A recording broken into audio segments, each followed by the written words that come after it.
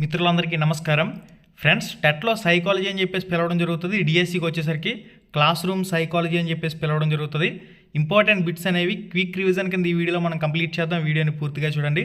మొదటి బిట్ వచ్చేసరికి ఉద్వేగ ప్రజ్ఞ అనే పదాన్ని మొట్టమొదట ప్రతిపాదించింది ఎవరు? ఉద్వేగ ప్రజ్ఞ అనే పదాన్ని మొట్టమొదట ప్రతిపాదించింది ఎవరని చెప్పేసి ఇక్కడ ఆప్షన్లు ఇచ్చారు. కరెక్ట్ ఆన్సర్ వచ్చేసరికి జాన్ మేయర్ మరియు పీటర్ సెలోవే. జాన్ మేయర్ మరియు పీటర్ సెలోవే. ఆప్షన్ 1 ఈ ప్రశ్నకు సంబంధించిన సరైన సమాధానం అవుతుంది. మనకి తదుపరి ప్రశ్న. గైస్, వీడియో చూస్తున్న ప్రతి ఒక్కరు లైక్ చేయండి, మీ ఫ్రెండ్స్ అందరూ కూడా షేర్ చేయండి. కొత్తగా వచ్చిన వాళ్ళు ఛానల్కి సబ్స్క్రైబ్ చేసుకుని పక్కనే ఉండే గంట సింబల్ యాక్టివేట్ చేసుకోండి. అంతర్దృష్టి అభ్యసన సిద్ధాంతాన్ని ప్రతిపాదించింది. అంతర్దృష్టి అభ్యసన సిద్ధాంతం కోహెలర్. పావ్లోవ్కి సంబంధించింది శాస్త్రీయ నిబంధన సిద్ధాంతం. మనకి తదుపరి ప్రశ్న చూడండి. అనిర్దేశ మంత్రానమును ప్రతిపాదించింది ఎవరు? Option 1 Carl Rogers. Option 2 Jones. Option 3 వచ్చేసరికి Ruth Strang. Option 4 Skinner. Correct answer Carl Rogers, right answer. అనిర్దేశిత మంత్రానమును ప్రతిపాదించింది కార్ల్ రోజర్స్, సరైన సమాధానం. మనకి తదుపరి ప్రశ్న. విషమ యోజనకు సంబంధించిన కారణాల్లో ఒకటైన ప్రజ్ఞాలోపం వీటికి చెందింది. విషమ యోజనకు సంబంధించిన కారణాల్లో ఒకటైన ప్రజ్ఞాలోపం వీటికి చెందిందని చెప్పేసి ఇచ్చారు. ఆప్షన్ 1 వ్యక్తిగత కారణాలు. ఆప్షన్ 2 గృహ సంబంధ కారణాలు. ఆప్షన్ 3 పాఠశాల సంబంధ కారణాలు. ఆప్షన్ 4 సమాజ సంబంధ కారణాలు. ఇక్కడ కరెక్ట్ ఆన్సర్ వ్యక్తిగత కారణాలు. ఆప్షన్ 1 సరైన సమాధానం. మనకి తదుపరి ప్రశ్న. ఈ క్రింది వాటిలో ఎన్సిఎఫ్ 2005 మార్గదర్శక సూత్రం కానిది. ఆప్షన్ 1 పరీక్షలను సరళీకరించటం. ఆప్షన్ 2 పాఠ్య ప్రణాళికను సుసంపన్నం చేయటం. ఆప్షన్ 3 కంఠస్థం చేసే పద్ధతిని నిరుత్సాహపరచటం. ఆప్షన్ 4 పాఠశాల జ్ఞానాన్ని బయటి జ్ఞానాన్ని వేరు చేసి చూడటం. ఇక్కడ మనకి ఈ విధంగా ఆప్షన్లు అయితే ఉన్నాయి. ఈ క్రింది వాటిలో ఎన్సిఎఫ్ 2005 మార్గదర్శక సూత్రం కానిదని చెప్పేసి అడుగుతున్నారు కాబట్టి సరైన సమాధానం ఆప్షన్ 4 రైట్ ఆన్సర్. పాఠశాల జ్ఞానాన్ని బయటి జ్ఞానాన్ని వేరు చేసి చూడటం సూత్రం కానిది ఆప్షన్ 4. మనకి తదుపరి ప్రశ్న. ఫ్రాయిడ్ ప్రకారం మూర్తిమత్వం యొక్క పరస్పర సంబంధం కల 3 వ్యవస్థల్లో ఇగో మరియు అహం అనేది డాష్. ఇక్కడ మనకు ఆప్షన్లు అన్నీ కూడా ఇచ్చున్నారు. ఫ్రాయిడ్ ప్రకారం మూర్తిమత్వం యొక్క పరస్పర సంబంధం కల 3 వ్యవస్థల్లో ఇగో లేదా అహం అనేది డాష్. ఇక్కడ మనకి సరైన సమాధానం చూసినట్లయితే ఆప్షన్ 2లో చూడండి. చట్ట విరుద్ధ ఆమోదయోగ్యం కాని కార్యకలాపాలను అడ్డుకునే విధంగా పనిచేయటం. చట్టవిరుద్ధ ఆమోదయోగ్యం కాని కార్యకలాపాలను అడ్డుకునే విధంగా పనిచేయటం. ఆప్షన్ 2 ఈ ప్రశ్నకు సంబంధించిన సరైన సమాధానం అవుతుంది. మనకి తదుపరి ప్రశ్న. రెండు లేక అనేక లక్ష్యాల మధ్య అనుకూల లేదా ప్రతికూల విషయాలు ఉండటం వల్ల కలిగే సంఘర్షణ. ఇక్కడ మనకి సరైన సమాధానం చూసినట్లయితే ఉపగమ పరిహార సంఘర్షణ. ఆప్షన్ 4 రైట్ ఆన్సర్ అవుతుంది. దీనికి సంబంధించి ఉదాహరణ చూసినట్లయితే ఒక వ్యక్తికి జీతం ఎక్కువ, దగ్గరలో సొంత ప్రాంతంలో ఉద్యోగం.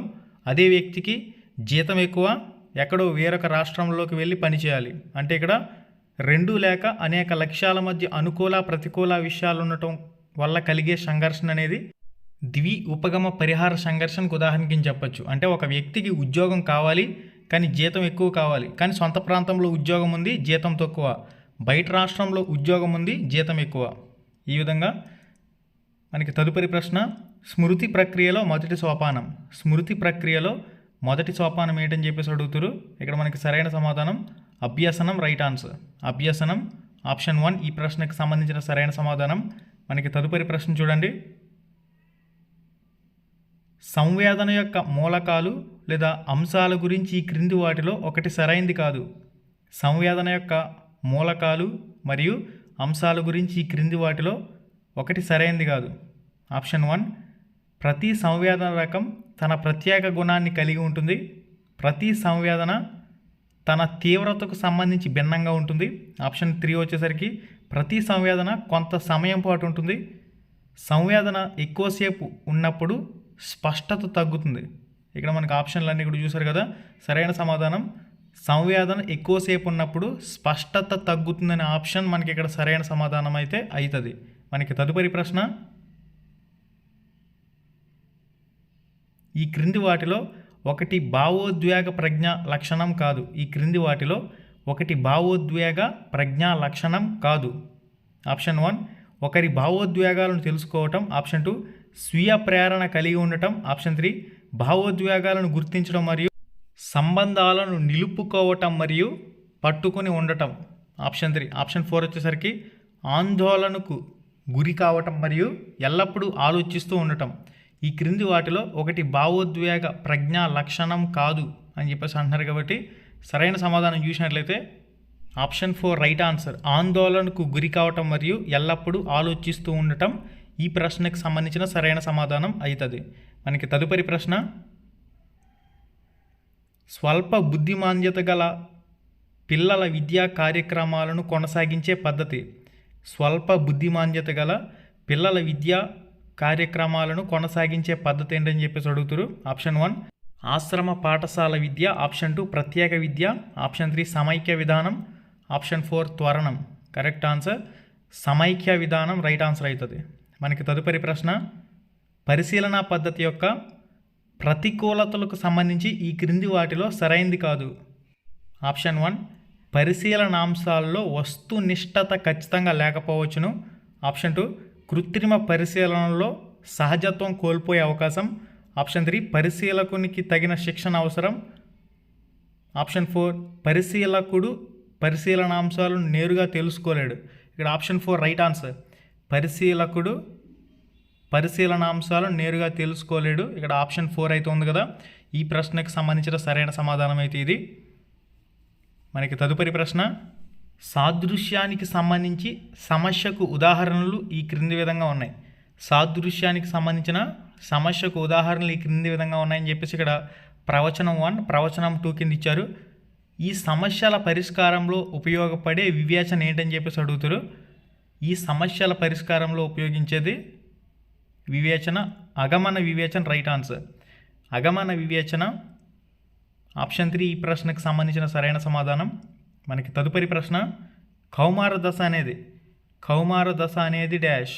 ఇక్కడ మనకు ఆప్షన్లు అయితే ఉన్నాయి. సరైన సమాధానం చూసినట్లయితే యవ్వనారంభ దశ నుంచి వయోజన దశ చేరే వరకు. ఇక్కడ ఆప్షన్ 1 సరైన సమాధానం అయితే అవుతుంది. కౌమార దశ అనేది యవ్వనారంభ దశ నుంచి వయోజన దశ చేరే వరకు. మనకి ఆప్షన్ 1 ఈ ప్రశ్నకు సంబంధించిన సరైన సమాధానం. మనకి తదుపరి ప్రశ్న, ఈ క్రింది ఇవ్వబడిన వాటిలో ఒక జత సరైంది కాదు.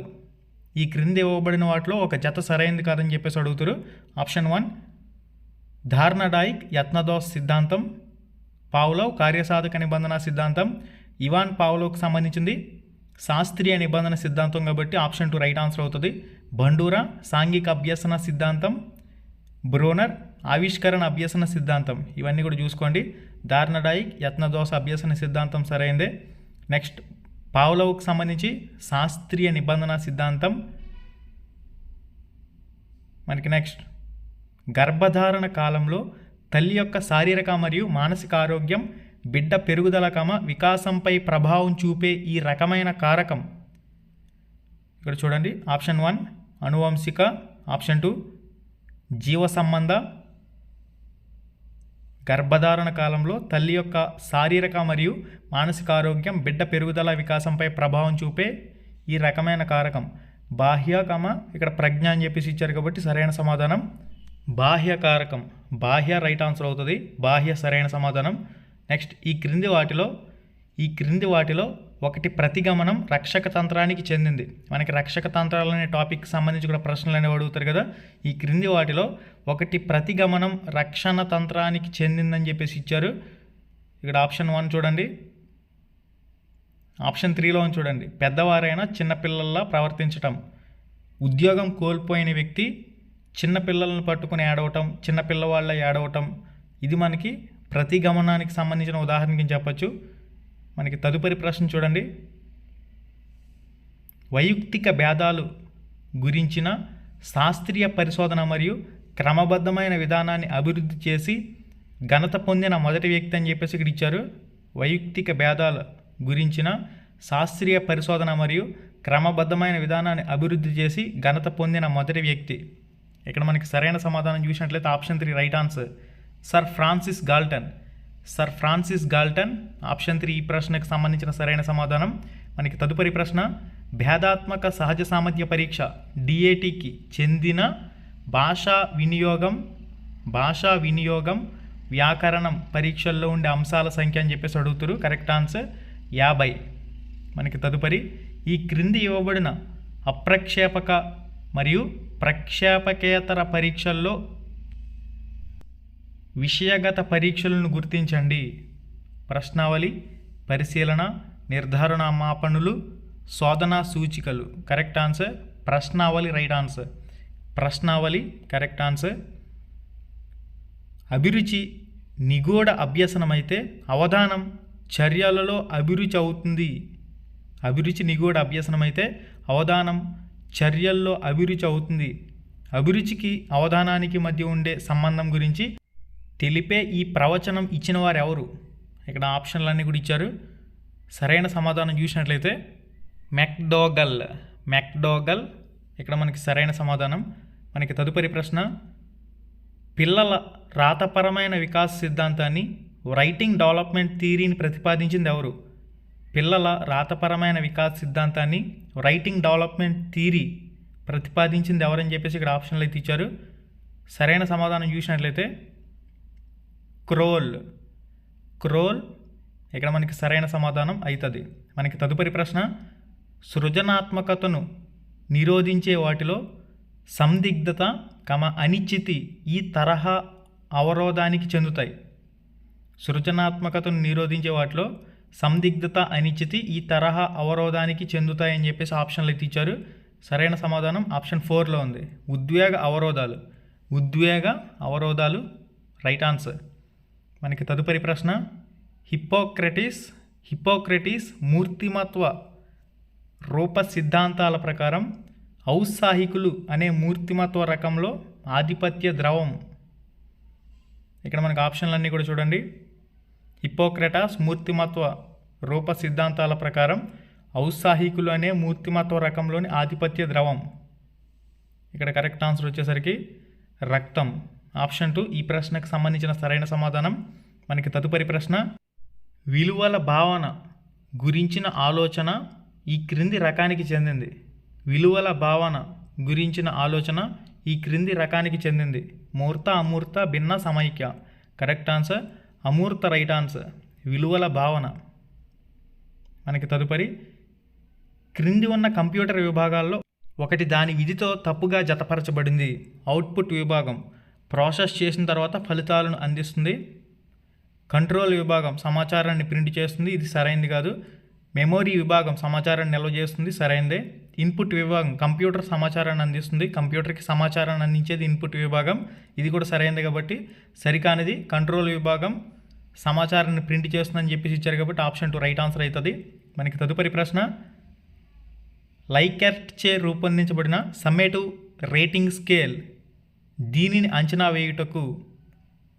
లైకెర్ట్ చే రూపొందించబడిన సమ్మేటివ్ రేటింగ్ స్కేల్ దీనిని అంచనా వేయుటకు ఉపయోగపడుతుంది. అంటే వైఖరి సరైన సమాధానం. మనకి తదుపరి ప్రశ్న,